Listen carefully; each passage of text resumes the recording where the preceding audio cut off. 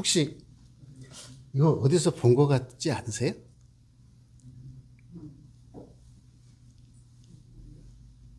어디서 봤을 것 같아요?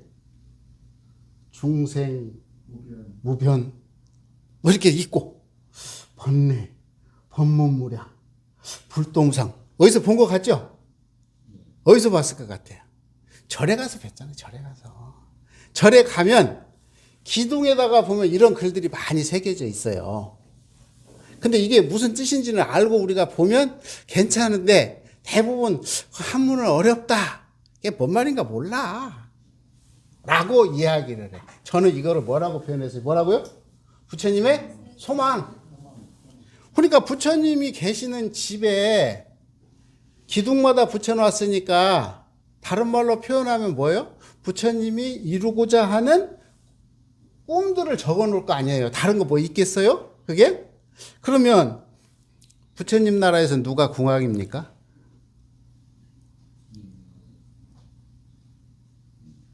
부처님 나라에서 누가 부처님이죠? 부처님이죠, 부처님.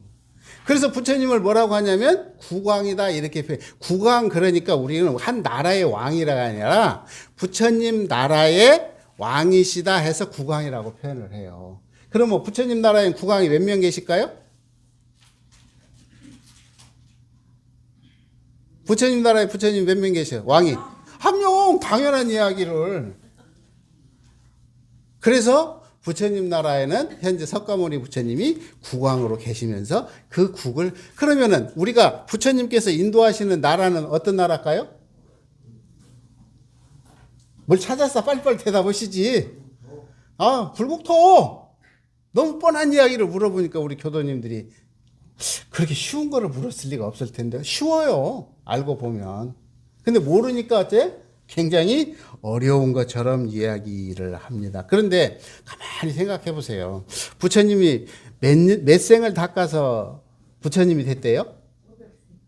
500생 닦았대요. 500생. 그러니까 어마어마한 거죠. 500생을 닦아서 그러니까 부처님이 되시기를 서원하고 500생을 닦았대요. 우리 선타원님은 몇 생 지금 닦으셨어?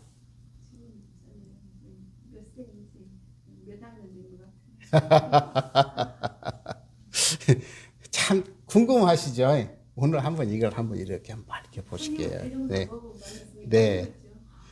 가까이 왔다는 이야기죠. 법을 알고 신심을 바치고 법위가 올라간다라는 이야기는 아주 가까이 왔다는 이야기를 그대로 해 주시는 거예요.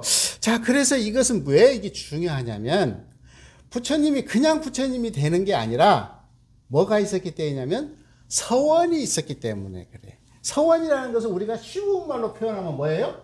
소망이 있었으니까 그래. 어떤 소망이었냐? 어떤 소망이었냐? 우리 한번 찾아보겠습니다. 사전을 찾아봤습니다. 보살 그랬더니 보살은 불교 부처가 전생에서 수행했던 시절 수기를 받은 이후의 몸, 이걸 보살이라고 한대요. 또 불교의 위로 보리를 구하고 아래로 중생을 제도하는 대승불교의 이상적인 수행자상. 아하, 그렇구나. 그리고 이렇게 쭉 하고 여기 보니까 뭐라 그랬어? 불교 머리를 깎지 않고 절에서 사는 여자 신도. 이게 많으니까 제가 설명을 줄인 거예요. 그러니까 보살의 의미는 부처님부터 시작해서 어디까지 와 있어요? 우리 교도님까지 보살이라고 한대요. 그래서 이게 절에 가보면 부처님이 참 많아. 왜 이렇게 많을까?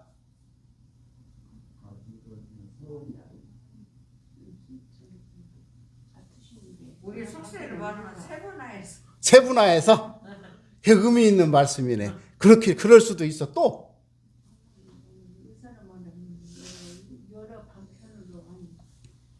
여러 방편으로 또. 자, 아까 뭐라고 그랬죠? 보살이라고 하는 것은 부처님부터 중생까지 다 있다고 그랬죠. 이분들은 누구냐면 예비 부처님이요. 뭐라고요? 예비 부처님이야. 그러니까 수기를 받았다는 것은 뭐냐면 제가요 앞으로 제 세상이 되면 저는 이렇게 세상에 법을 펼치겠습니다라고 부처님께 약속을 하신 분들이라 이 말이야. 그러니까 그때그때 달라. 이분은 지장보살이죠. 이분은 뭐라고 서원을 세우셨냐면 나는 저 지하에 있는 중생을 끝까지 구제하기 전에 나는 부처가 되지 않겠습니다라고 소원을 하셨어요. 그러니까 얼마나 구하냐고. 지옥 중생까지 다 구한대.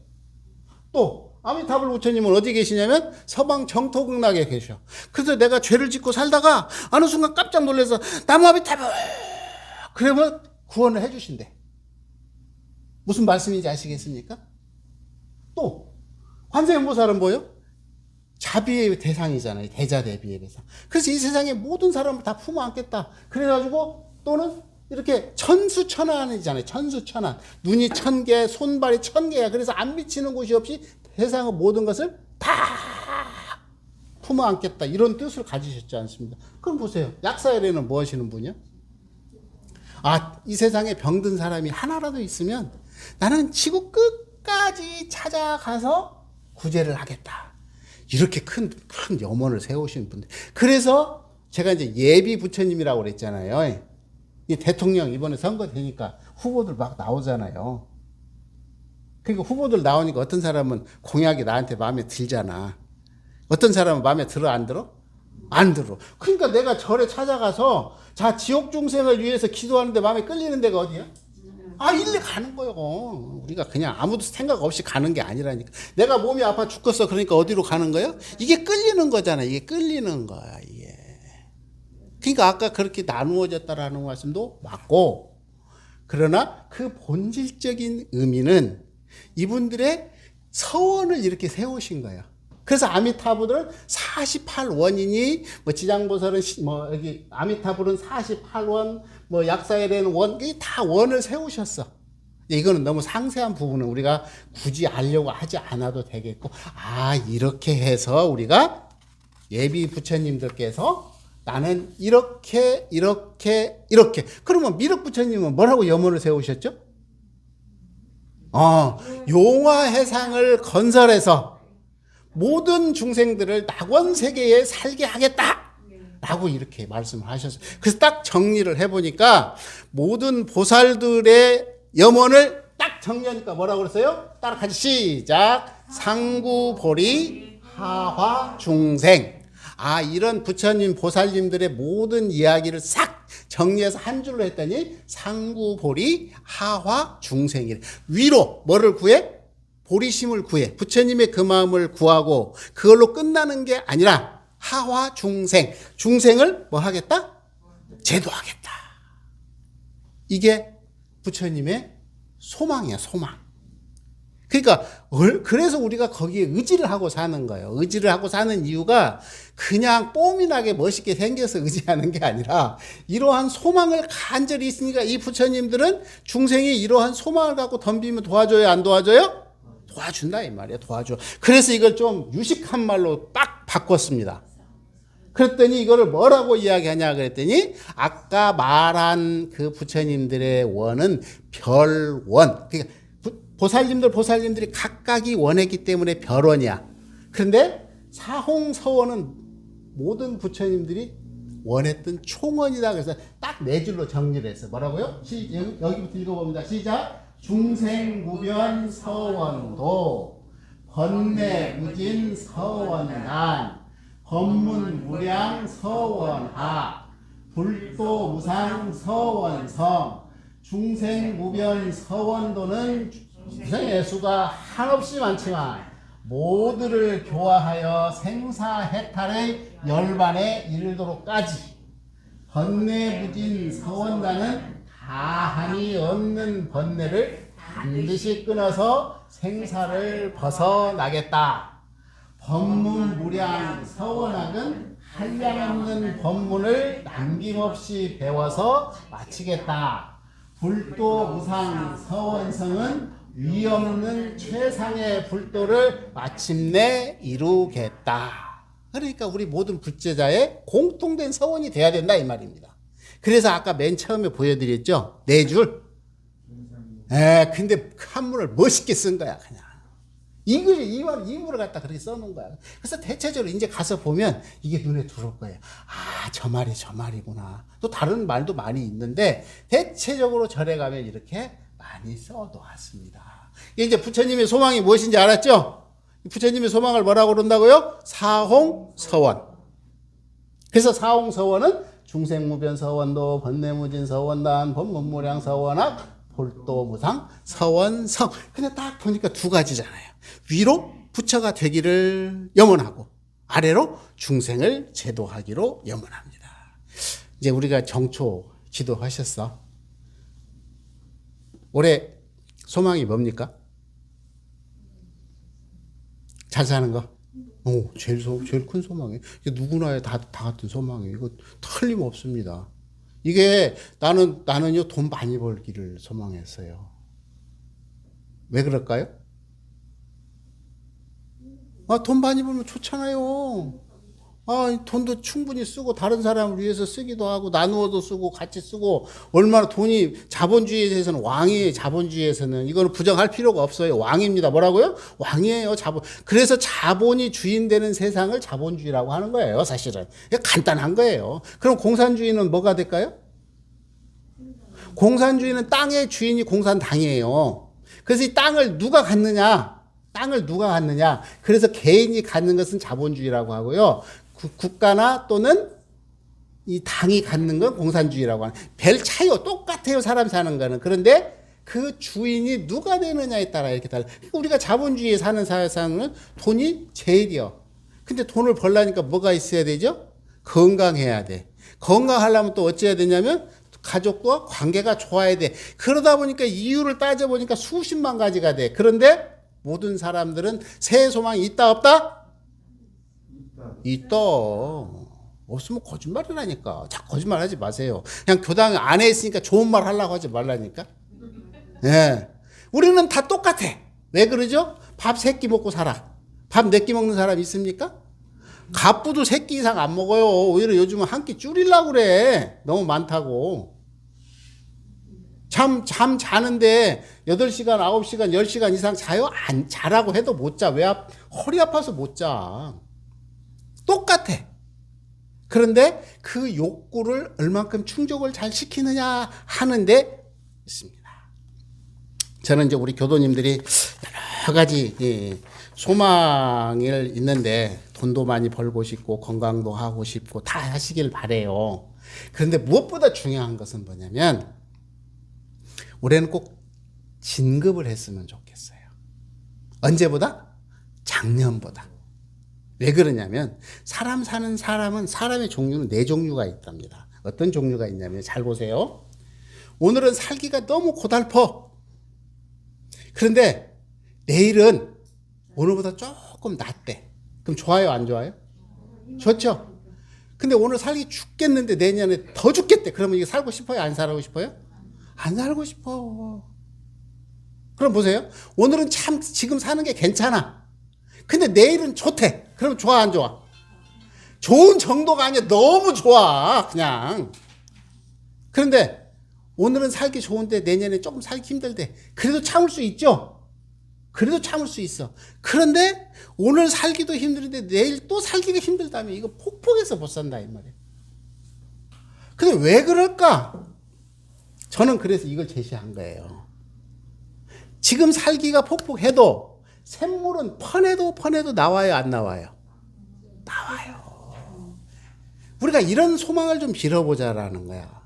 그래서 오늘은 비록 살기가 힘들고 폭폭하다 할지라도 샘물이 나오면 어떻게 되죠?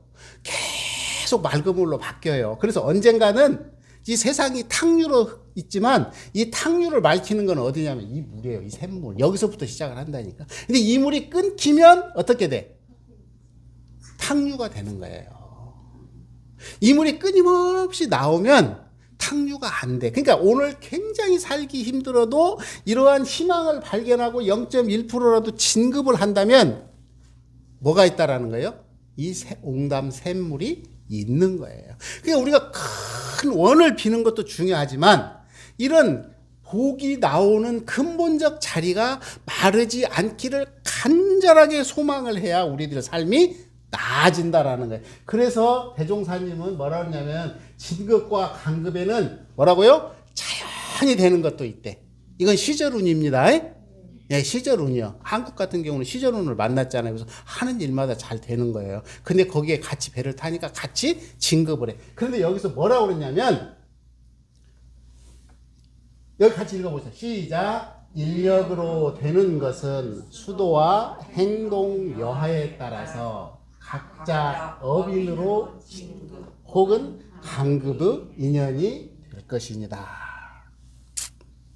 무슨 말씀인지 아시겠죠? 그러니까 우리가 업을 지을 때 아까처럼 그 복록의 원천이 마르지 않는 쪽에 복을 지어야 돼. 근데 우리는 뭐에만 하냐면 눈에 보이는 걸 쫓아간다 이 말이죠. 이게 중생이라는 거죠. 그래서 자기 자신을, 그렇지, 그걸 뭐라고 그래? 제가 제 말이 아니잖아요. 행동 여하에 따른다라는 거예요. 이 행동이라는 건 뭐냐면 삼독심의 노예가 된다라는 이야기죠. 삼독심은 뭐예요? 탐심, 진심, 치심. 그래서 우리가 정말 눈앞의 이익이라고 하는 것이 정말 이익인지 아니면 아까 옹다쌤처럼 샘 솟는 것인지는 누가밖에 판단할 수 없냐면 나 자신이 판단할 수밖에 없어. 뭐를 녹여내야 돼? 이 삼독심을 넘어. 화가 났을 때 사람 미끼로 생각하면요, 아휴 꼴보기 싫어요. 근데 내가 편안하고 내 가슴이 넓어질 때는 웬만한 거 다 수용하거든. 꼴 다 봐줘, 웬만하면. 똑같아. 그래서 우리들이 이렇게 끊임없이 그러한 샘물이 솟아나는 그런 소망을 담는 올해 한 해가 되었으면 참 좋겠다. 이게 나무 그림이에요. 이런 그림 보셨어요? 보시긴 보셨죠? 근데 교무가 왜 이런 그림을 제시할까요? 네? 아. 회장님 뭐라고요? 보이는 현상만이 다는 아니다. 근데 이게 학자들이 보면요, 이렇게 생겼답니다. 나무 가지보다 뿌리가 더 많대요. 네. 근데 우리는 이제 이 현상만 보지 않습니까? 근데 내가 고통스러운데 왜 고통스러운지 알아요? 몰라요? 잘 몰라. 잘 모르는 게 아니라 알긴 아는데 인정을 안 해. 인정을 안 해. 그런데 이게 가지가 없이 단촐하면, 가지가 없이 단촐하게 탁 잘라졌다고 한번 상상을 해보세요. 그러면 번뇌가 많을까요? 적을까요? 가지가 많으면 번뇌가 많다고. 그렇죠. 그러니까 가지가 많다라고 하는 것은 내가 관리할 영역이 많다라는 거예요. 결국 이 말은 무슨 말일까 하면 번뇌가 많다 적다? 번뇌가 많다 적다? 많다. 다른 말로 표현해서 먹고 살만하다 안 살만하다? 복잡하니 먹고 살만하다. 나쁘다 좋다? 나쁘다. 뭘 나쁘다요, 좋다지. 번뇌가 많으니까. 네. 그러니까 번뇌가 많다는 것을 우리가 지난 제가 기도 시간에도 이야기했지만 손님이라고 그랬잖아요. 떠난다고 그랬잖아요. 약간 바람이 오면 막 흔들려 죽을 듯이 흔들리는데 바람 딱 잡으면 암시랑 아무렇지도 않아. 아이고 입 조심. 전라도 사투리 쓰지 말라고 그렇게 말했는데. 그러니까 번뇌가 많다는 것은 나쁜 거 아니에요, 사실은. 그런데 중요한 건 뭐냐면 내가 이 번뇌를 이길 수 있냐 없냐가 중요한 거라니까. 근데 보세요. 이 나무 뿌리는 어디로 향할까요? 먹을 것이 많은 곳으로 가요. 그렇죠. 영양분이 많은 쪽으로 뿌리가 번식을 해. 그러면 이것도 먼 쪽으로 가게 돼 있어. 그러니까 결국은 뭐야? 욕망이 많은 곳에 나무는 번창할 수밖에 없어. 이거를 인정하라니까? 부정하지 마세요. 그러니까 내가 그만큼 번뇌가 많다는 것은 물론 이제 번뇌 종류가 많기도 하지만 그만큼 내가 가진 게 뭐하다고요? 많다는 이야기예요. 뭐에 비해서? 내 힘에 비해서. 이 이치를 알면 무서워할 것이 없어. 번뇌는 왔다 가고 내가 그만큼 먹고 살고 나한테 의지하고 사는 중생이 많다 적다? 많다. 행복하신 줄 알아야 된다니까. 그러니까 어때? 올해 소망을 어디다가 둘 것인가 하는 이 이치만 정확히 깨달으면은 굉장히 편해질 수 있을 거라는 게. 그래서 저는 오늘 그런 생각을 해봐요. 소망을 빌 때 올해 아까는 진급을 했으면 좋겠다 그랬는데 두 번째는 업장을 녹이는 한 해가 됐으면 좋겠어. 그러니까 내가 가질 만큼의 힘이 되면 업을 더 키워도 괜찮은데 너무 괴로우면 잘라내야지. 그래서 한 톨씩이라도 업장을 드러내면 참 좋겠다. 그러니까 사람들이 한번 묻어본 게 이 행복도를 측정해 보니까요. 한 70 이후에 사람들이 행복도가 높대요. 왜 그럴까요? 다 노니까 경계가 없어지니까 그런 거예요. 결국은 뭐야? 뿌리가 단순해지고 입이 단순해지니까 보는 시각이 이렇게 넓었다가 좁아지니까 행복이 높아진다라는 거 아닙니까? 그렇게 말씀을 해주셨어요. 그래서 부처님 대종사님께서는 여기만 읽어보겠습니다. 자, 시작. 미래의 복락을 위하여 꾸준히 노력을 계속하는 것이며 같은 복을 짓는 중에도 국한 없는 공덕을 공중에 심어서 어느 때 어느 곳에서나 복록의 원천이 마르지 않게 하라. 그러니까 어떻게 돼? 업장을 녹이려면 뭐를 심어야 돼? 복을 심어야 돼. 복질 기회가 있으면 머뭇거리지 말고 가서 심어야 된다니까? 안 뿌린 씨앗을 갖고 어떻게 걷어들이기를 바라냐고. 그래서 올해는 크든 적든 상관없어. 기현이 되면 10원도 좋고 100원도 좋고 자리도 좋고 무죄칠보보시도 있고 그렇지 않습니까? 복질 기회가 왔구나. 그러면 남한테 양보하지 마라 이 말이에요. 근데 그게 언젠가는 나한테 이제 돌아온다고 이렇게 말씀을 하셨잖아. 지금 대종사님께서 인과품 15장에서 말씀하고 계시잖아요. 복록의 원천을 마르지 않게 하려면 심어야 되지. 다른 방법이 없다는데 어떻게 할 거냐. 아니 능력 있는 부처님 같으면 내가 다 주마 그럴 텐데 우리 교전을 아무리 찾아봐도 내가 너한테 다 주마라는 말은 하나도 없어. 왜? 불생불멸과 인과보이기 때문에 그렇다라고 말씀을 해 주셨습니다. 그럼 이제 한 가지만 더 말씀을 드릴게요. 응? 왜 이렇게 푹 넘어가 버렸어? 이거 내가 부연 설명하려고 그림을 해냈는데 우리 법문에 나오는 말씀입니다. 사슴이 항상 이렇게 뿔이 이쁘니까 뿔만 보고 하다가 포수가 쫓아오니까 어떻게 돼? 이게 뿔이 다 걸려서 도망을 못 가. 그런데 이 다리는 어떻게 해서 가냘프고 해서 미워라고 했는데 나중에 보니까 목숨을 살려준 건 뭐야? 다리였어. 그리고 치장품은 뭐였어? 야는 내 목숨을 앗아갈 뻔했다. 라고 대종사님께서 법문을 해 주셨습니다. 그래서 우리가 참고로 근실편 1장의 말씀을 그림으로 이렇게 제가 아까 보여드린 거예요. 그러니까 이해가 딱 정리가 되시죠? 그렇습니다. 우리 삶은 이와 같다 그래요. 이리 가실래요? 이리 가실래요? 직진? 근데 뭐가 있는지를 모르잖아. 그런데 직진. 뭐 모르죠. 아무도 모르니까. 왜냐면 아까 나무 뿌리처럼 이건 보이지만 그래서 이때 중요한 게 뭐냐 그러면 인연이에요. 뭐라고요? 인연. 그런데 제일로 좋은 인연은 어떤 인연이면 가본 인연이면 더 좋겠죠. 일로 가니까 뭐가 있다라 확실히 아는 돼. 그런데 대부분의 인연들은 그런 확실한 인연이 많지 않아요. 그게 만날 수밖에는 없어. 그러면 선택할 수밖에 없어. 그러면 이런 인연을 대종사님은 두 가지로 정리를 해주셨어요. 하나는 진급, 선연이라 그래서 선연. 나를 진급의 길로 이끌어주는 인연이 있고 또 한 인연은 나를 강급시켜주는 인연. 그러니까 이런 거잖아. 예를 들면 내가 로또 복권을 샀더니 대박 터졌어. 또 돈 몰빵해.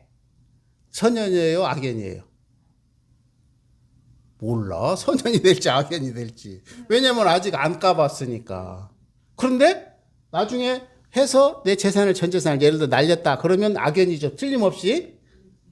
그런데 전 재산을 안 알리고 복권이 됐다. 그러면 선연이야. 알 수가 없어. 알면 얼마나 좋아. 그러니까 우리가 가끔 이제 신년이 되면 점을 보러 가시는데 가지 말라고 그랬어. 내가 몇 번을 말렸어. 왜 그러냐면 그 돈 불전 헌공하라니까. 그리고 기도 한 번 더 해. 훨씬 좋아. 왜냐면 알면 당신부터 인수에 피지. 아니 당신이 남의 운수 볼 줄 알면 자기 거 보면 되지. 뭐 하려고 남의 거 보면서 그 고생을 하냐고. 그건 무슨 말이야. 긴가분가 하단 이야기거든요. 몰라. 긴가분가 하는 거야. 긴가분가 해. 근데 아까 틀리지만 않아. 어떻게 틀리지만 않냐면 아까 나무를 보여줬잖아요. 나무를 보여줬는데 이 나무가 어떻게 되냐면 이 남쪽으로 가고 영양분이 많은 데로 가잖아요. 이건 통계학적으로 그래. 그러니까 거기까지는 그분들도 알아. 저도 거기는 알아. 근데 연륜이 있으신 분이 조금만 눈 감고 보면 알아. 그 다음에는 알을까요? 모를까요? 아니 모르진 않아. 아리까리하다고 표현을 해야 되겠죠. 모르시면 그분들이 못하시지. 근데 제 말은 뭐냐면 나쁘고 이런 이야기가 아니라 우리가 인연을 만날 때 진급하는 인연을 만나기를 염원해야지. 간급한 인연을 만나면 우리가 좀처럼 어렵다는. 근데 우리들이 그런 이야기, 옛날에 어른들이 그런 말을 했어요. 새 사람 들어오고 3년이다 그런 표현을 씁니다. 이게 지금 오늘 같은 날이 딱 그 예화가 맞는 것 같아. 설 지나면 따뜻할 것 같잖아요. 근데 안 그래. 왜 그런 줄 아세요? 적응기라고 표현을 합니다. 그러니까 새로운 사람이 들어오면 그 사람이 살았던 패턴하고 내 사람이 다르니까 섞이면서 굉장히 힘들어요. 그래서 최고 힘들 때가 요때라고 이야기를 합니다. 섣달 금음 때보다 이때가 더 춥다 그러거든요. 그게 사람도 마찬가지고 모든 일이 그렇다라는 거예요. 그래서 처음부터 쭉 승승장구할 것 같지만 처음에는 고생을 한대요. 그래서 한 살이 되는 데까지 이렇게 어려워진다. 근데 이제 제가 살다 보면은 어른들이 이렇게 보면 분노가 많아. 화가 많아. 왜 그런지 아세요? 우리 교도님들 뭐라고 하는 건 아니니까 우리가 그래서 이제 그 태극기 부대 있잖아요. 태극기 부대 하시는 분들 혹시 만나보셨어요? 어우, 정말 똑똑하셔요. 그리고요, 그분들 한 사람 한 사람 이야기를 들어보면요, 전에 내가 세상을 조락펴락했어요. 지적이고요, 모르시는 게 없어요. 그런데 우리하고 이상한 방향이 좀 다르죠? 왜 그런지 아세요? 내가 아는데, 내가 해봤는데, 그래가지고 이분은 금방 다 옳고 그러면 금방 판단해. 근데 내 말을 들어줘, 안 들어줘? 안 들어줘. 그러니까 어떻게 돼? 분노가 생기는 거야. 여러분 가만히 생각해 보세요. 내가 지금까지 자식들에게 뭔 이야기를 하려고 그러면 고개를 딱 돌려. 왜 그럴까요? 나는 해봤는데, 내가 봤는데, 너는 그렇게 가면 안 되는데, 이 이치를 우리가 좀 빨리 깨달아야 되는 것 같아. 그러다 보니까 나이를 먹으면 자연스럽게 말이 많아져. 왜 많아지냐면 아는 게 많아. 본 게 많아. 그리고 분명해. 잘못되고 잘된 게 너무 정확해. 그러니까 그걸 뭐 하고 싶어? 알려주고 싶어. 근데 알려주고 싶은데 이걸 알려주고 싶은데 받을 사람이 받을 준비가 되어 있을 때는 괜찮아. 아주 좋아. 근데 대부분은 준비가 되어 있어요? 안 돼 있어요? 안 돼 있어. 갈등이 생겨요? 안 생겨요? 생겨. 그러니까 이거를 새키다 보니까 뭘로 가냐면 화가 되는 거예요. 화가 돼. 그러니까 이거를 어떻게 해야 돼? 자기가 잘 수용하는 방법을 이제는 공부를, 그러니까 나이를 먹으면 사실상 공부를 해야 된다고 말을 하는 이유가 바로 여기에 있다고 이야기를 합니다. 그래서 보니까 그래. 한번 같이 읽어볼까요? 시작. 어리석은 사람은 인연을 만나도 몰라보고 보통 사람은 인연인 줄 알면서도 놓치고 현명한 사람은 옷깃만 스쳐도 인연을 살려낸다. 이 피천득이라고 하는 시인이 아주 참 글을 멋있게 쓰시는 분이잖아요. 이렇게 정리를 해주세요. 인연이라는 게 이렇다라는 거예요. 그러니까 우리는 아까 첫길에서처럼 만날 수밖에 없어. 같이 산다라는 건 인연을 꼭 만나. 그런데 그 인연이 나를 살려주는 인연인지 나를 밑으로 끌어내릴지 몰라. 그러니까 우리가 소망을 빌 때 뭐라고 빌어야 돼요? 올해 제발 만나는 인연들이시여 나의 무슨 인연이 되어지이다? 선연이 지어지이다. 태종사님께서 이렇게 말씀하셔. 정산종사님께서 원리편에서 좋은 인연과 있고 이렇게 앞길을 열어준. 자, 그래서 이제 새해에 우리가 소망을 건강도 좋고 돈도 많이 벌고 가족의 평안도 좋지만 저는 이제 오늘 그래서 여러분에게 그 세 가지를 제시했습니다. 샘물처럼 끊임없이 솟아나는 진급의 인연이 되어지이다 하고 소망을 빌면 어쩔까 이런 말씀을 드렸고, 두 번째는 뭐라 그랬어요? 작은 복이라 할지라도 내가 복을 지을 기회가 있으면 쫓아가서라도 복을 짓는 그런 한 해가 되었으면 좋겠다. 그리고 내가 살아감의 갈림길에 있어서 그 만나는 인연이 항상 나를 선연으로 이끌어주는 인연을 만났으면 좋겠다. 아마 이렇게 소망을 좀 빌어보면, 이제 제 이야기입니다. 제가 올해 이렇게 소망을 빌면서 제가 생각해보니까, 그래, 돈을 많이 번다고 해도 또 이런저런 조건, 현상적인 것에 목매이는 것보다는 공부인이라면 이렇게 살아가는 방법도 또 올 한 해가 굉장히 충실해지고, 그래서 올해보다는 내년이 한결 업되어 있는 그런 모습이 될 수 있겠다. 설령 그렇게 안 된다 할지라도 거기에 투자할 가치가 충분히 있을 것 같다, 이런 생각이 들어서 오늘 이렇게 새해 들어서 이 말씀을 세 가지로 정리를 해서 올렸습니다. 감사합니다.